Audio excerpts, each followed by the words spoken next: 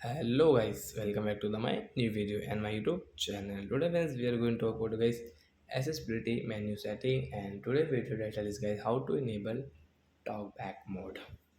Friends, you want to enable your talkback setting. After enable guys, how can you use in your Infinix phone? In this video I will show you guys how to enable talkback, how to use it. So first of all guys, we will on our phone setting to enable talkback. Then guys scroll it.